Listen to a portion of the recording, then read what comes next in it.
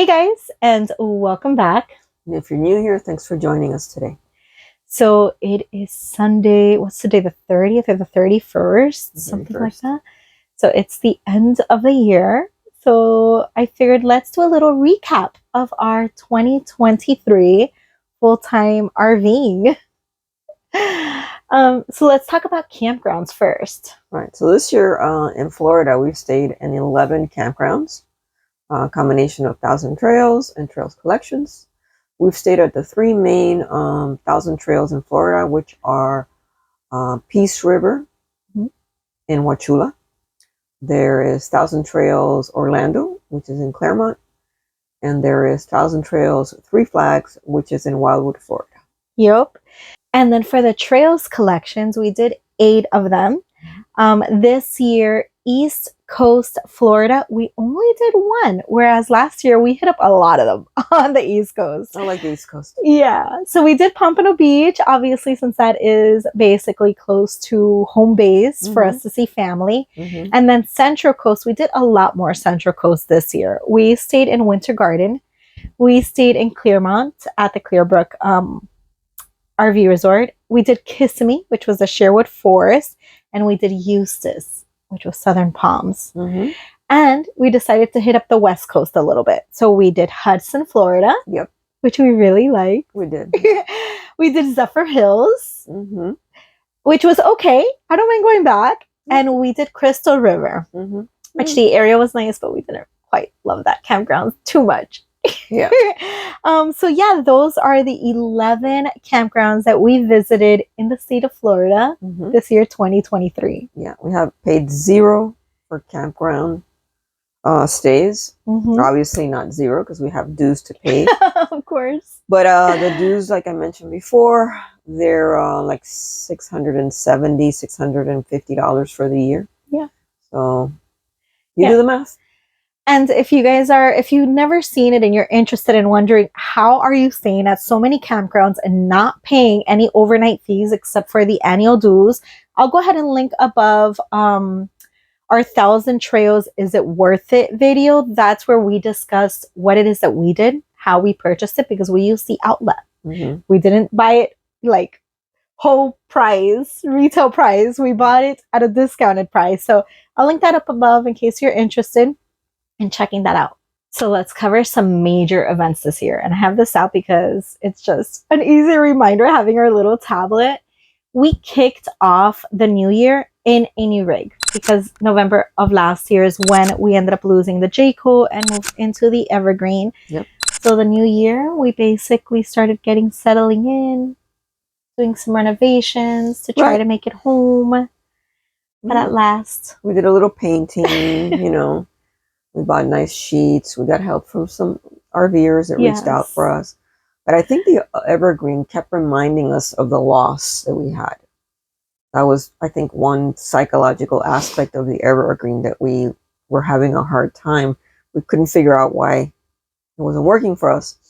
And I think it just kept reminding us that we lost the Jayco to that one. Yeah. And I think a lot of those feelings propped up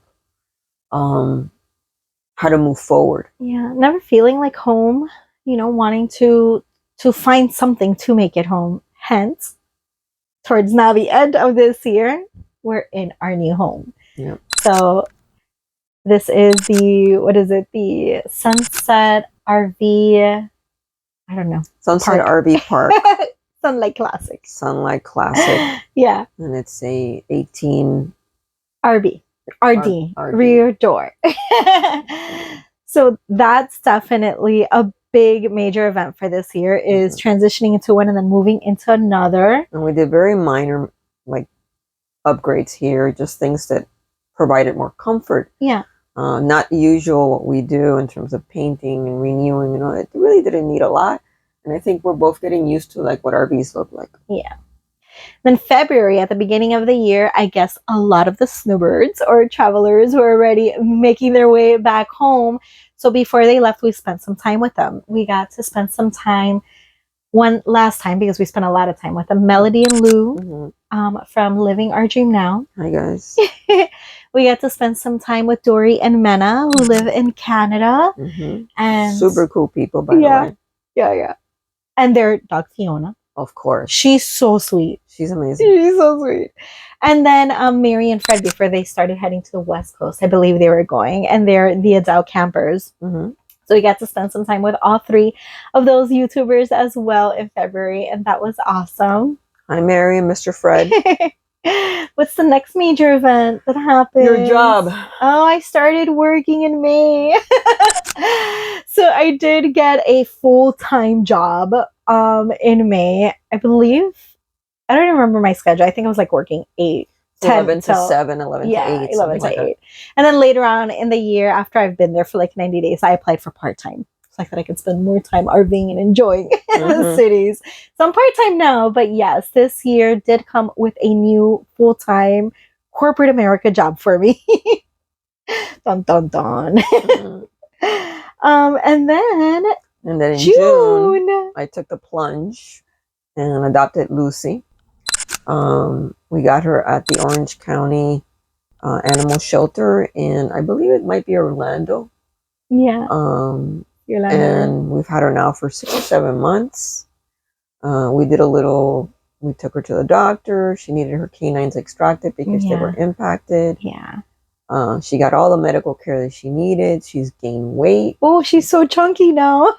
She now weighs 9.4 ounces. And when we got her, she weighed just 7. Yeah.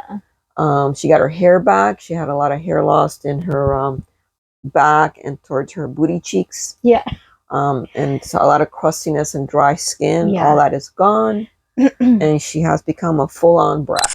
She is a total brat. She is attached to the hip with Lou. She's so in love with her. Yeah. Too much. And she does a lot of resource guarding. So she doesn't like neither me or Lexi near her. I mean, right now she's sleeping on the dinette, so she has no idea this is going on. She doesn't realize that I got up. So she goes in full attack mode over Lou and full attack mode over food. Yeah. But we're slowly trying to train her to know that this is home, and she has all the love, and whatever Lexi gets, she'll get too. Yeah. So it's work in progress. Yeah, we've done a lot of things, and train her, talk to her, the vet. Yeah. So we're working on a lot of different things to make her life and ours, of course, a little less stress. The next thing is really the pum pum pum. Oh, July. Oh, we got COVID. I'm gonna whisper that. We got the C. For the first time, everybody that we've known has had it. Like the year before that. This was the first year that we got it. What I find most, I don't know if troubling or peculiar, is that, as we mentioned, we've been all over the state of Florida, and we did not contact the virus. But when we went home, back to our home in Pompano Beach, which is like our home base, I guess. Stomping grounds. That's where we got it. That's what we got from home. That's where we got it. Yeah. We went to an all-you-can-eat that we love. It's a Japanese hibachi, like all the sushi that you could possibly want. It's really awesome. It's called Miyako. So if you're ever in Pompano Beach, look up Miyako. And that place was jam-packed. Yes, it was jam-packed. It was jam-packed. I don't remember hearing anybody coughing or sounding sick, but hey, there's a lot of asymptomatic people. And shortly after that, I would say within 48 hours, I started to feel some of the symptoms. Although I didn't think that I had it because I didn't have a lot of the tradition. I guess I may have. I wasn't coughing. I didn't have a sore throat. My body just hurt so much. Like everything hurt. So I went to the emergency room because I thought that was odd. That's not something I've ever experienced. And that's when they told me that I have it. Yeah. And the next day, she started getting the symptoms. Yeah. And the same thing happened with me. I had a lot of body aches, a lot of headaches. Yeah. We did have a little bit of fever. They didn't give us anything. They just sent us home and said, take Tylenol and ibuprofen. Yeah, Motrin and Tylenol. Every like 4 hours or 6 hours. So that's it. We were both lying in bed ready to die. For a little over a week, we stayed in bed. So yeah, that was huge for us, and I hope to never get it again. You're here. The next thing is our friend Tara in October. So we had our very first sleepover. Yeah. We've never had anybody stay over in the Jayco. No. We didn't have anybody stay over in the Evergreen. And with that being the bigger rig, that's what we should have had guests in. So Tara broke in our overnight guest, Cherry. We opened up the dinette for her, and she actually said it was very comfortable. Yep. She stayed with us for like 3 days. A weekend. Yeah. A little bit over, maybe it was 4 days, but essentially a weekend because we wanted Angie to be off while we had Tara. Yeah. You guys know how much we love Tara, and we had a great time showing her around. We're at Three Flags with her. So she got to see the cows. Yeah. Fry the pasture. Yeah. It was a lot of fun. It was fun. Yeah.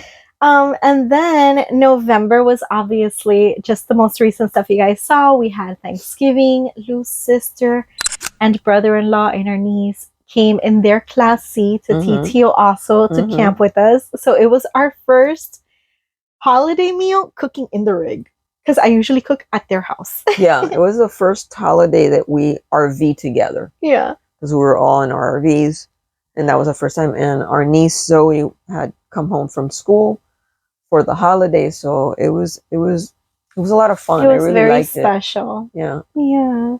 We sat outside the rig watching the Dolphin game the next day. It was nice. Yelling at the TV. I don't remember if they won, but I feel like they did. I think they did. Yeah. I'm pretty sure they did. And then now, also November, towards the end of November, our second sleepover, you guys got to meet my mom. My mom came and spent a few days with us as well, and we got to take her to Disney and to Old Town and out to eat. Yeah. And she said it was comfortable too. She did. She said that she slept more comfortable there than she's staying with her sister right now in Miami. She should be going back home to Georgia on Sunday. But yeah, definitely more comfortable than anywhere else she slept. And she wanted to steal Lucy. She fell in love with Lucy. She did. And Lucy enjoyed having grandmother too. Yeah, there was a lot of scratching, a lot of petting, a lot of like cuddles, kisses. Lucy does that to people. Yeah, Lucy's a human person. Lucy's not an animal person. If she gets to know you and you give her a treat, that's the end of it. You're her best friend, and she's great with people. Yeah. She's just not great with other animals. No, she doesn't want to share the attention with other animals. Yeah, and then now December, we ended up going back to home base. Just for a week, we stayed at Lou's sister's house. Just under a week. Yeah. 5 or 6 days. We stayed at her sister's house. I took the week off of work, vacation time, and spent time with the family again, and cooked our regular Noche Buena meal. It was amazing. There. Oh my God, the beans. Yeah, the beans are everything. They were so good. So I did vlog that day. Our traditional big Cuban meal that we have for Christmas Eve dinner. I vlogged that whole process in case you're curious on how to make anything. You can definitely check it out there. So those are all of our major events this year. Yep. Nothing huge, but they're all impacting in some way or another. Absolutely. Now for 2024, we're going to have some major events too that I am so excited about. I think I've been counting down for it since 2017. We started our RV life planning, and that's when we started this channel. 2017, planning our RV life. 2018, we got the rig. It didn't work out, too much water damage, so we stayed planning for another year. 2019, we finally moved into the rig, and I've been counting down since then. We're leaving Florida. Right. We're going on a trip. We're going on a cross-country trip. We've been cross-country before, all the way up to Las Vegas from here. I've been cross-country all the way up to San Francisco. And obviously never been to Oregon or Washington. And so those are big for me. I think that's what I'm looking forward to the most, is Oregon and Washington. But before we get there, there's a lot of in between that we're going to be able to share with you guys. Yeah. So this season still has a little bit more to go, because it's not like we're leaving the first week of January. Right. We still have 1,000 trails. I want to say 3 more campgrounds, if I'm right on the top of my head. About 3 more campgrounds, more or less. So that's still going to be this season 5. And then our very last campground here in Florida, 1,000 Trails. That's when we're wrapping up season 5 and kicking off season 6, heading to the West Coast, which will be our first park still in Florida, just not 1,000 Trails. So I'm not going to give away what that is yet.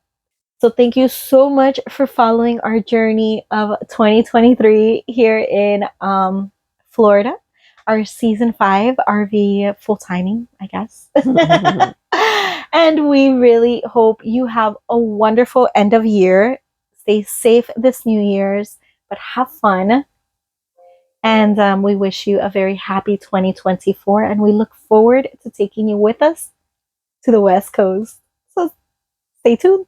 If you haven't subscribed, please hit that subscribe button and make sure you hit the notification bell so you get notified every time we upload a video.